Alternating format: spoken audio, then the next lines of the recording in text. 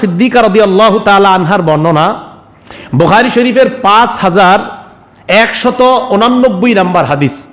এই হাদিসের মধ্যে আম্মাজান আয়েশা সিদ্দিকা রাদিয়াল্লাহু তাআলা আনহার 11 বিবির গল্পের কথা আলোচনা করেছে। অনেক লম্বা, আমি ওই লম্বা গল্পটা শোনাইতে পারছি না, শুধু এতটুকু অংশ বলবো।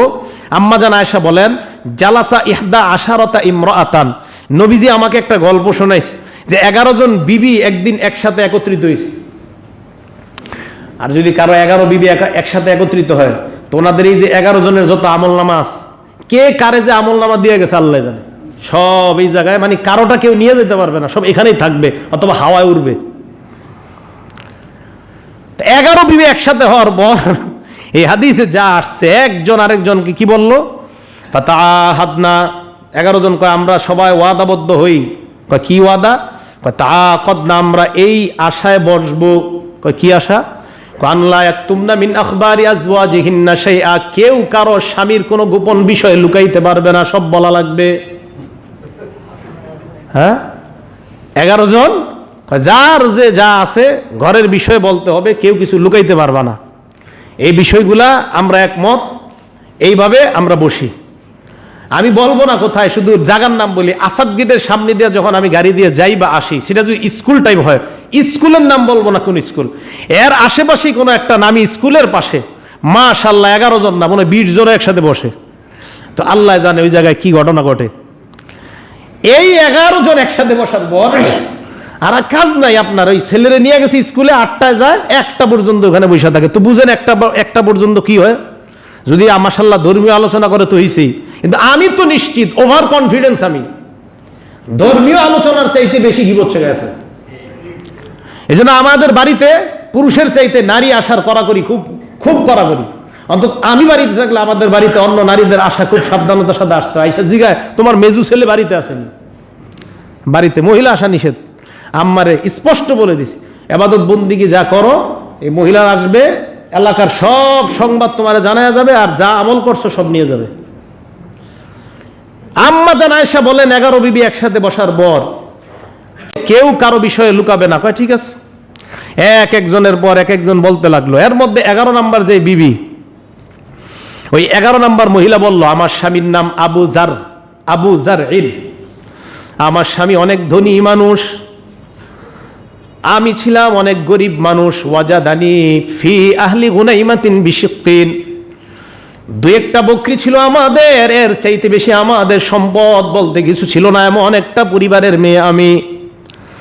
আবু জার আমাকে বিয়ে, আবু জর না কিন্তু আবু জারইন, আমাকে বিয়ে করার পর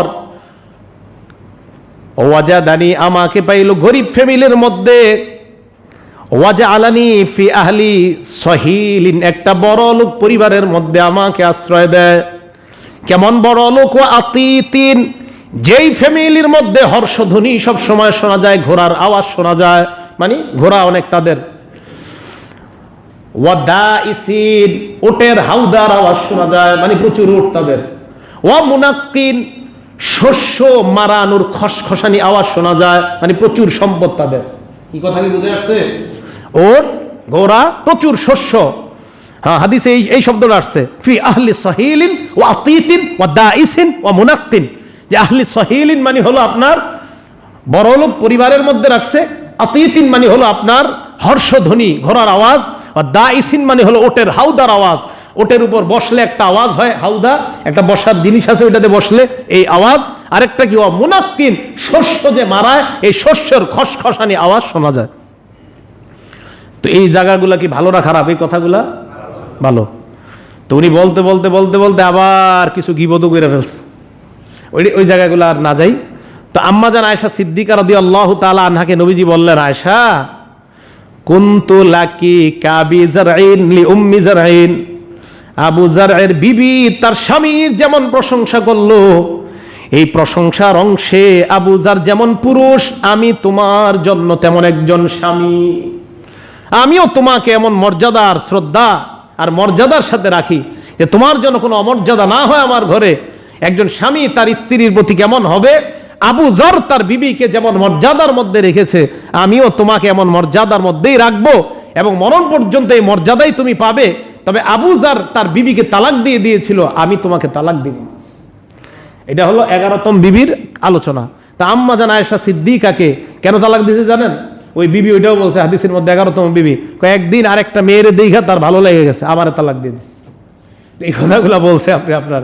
এরপরে আমার আরেকজনের সাথে বিয়ে হয়েছে, উনি বলে তো বিয়ে হওয়ার পর উনিও আমাকে যথেষ্ট মর্যাদা দিছে, তবে আবু জারে যেই পরিমাণ সম্পদ আমাকে দিছিল তার একটা পাত্রের মধ্যে সম্পদ রাখার তুলনায়ও দ্বিতীয় স্বামীর কাছে আমি কিছুই পাইনি।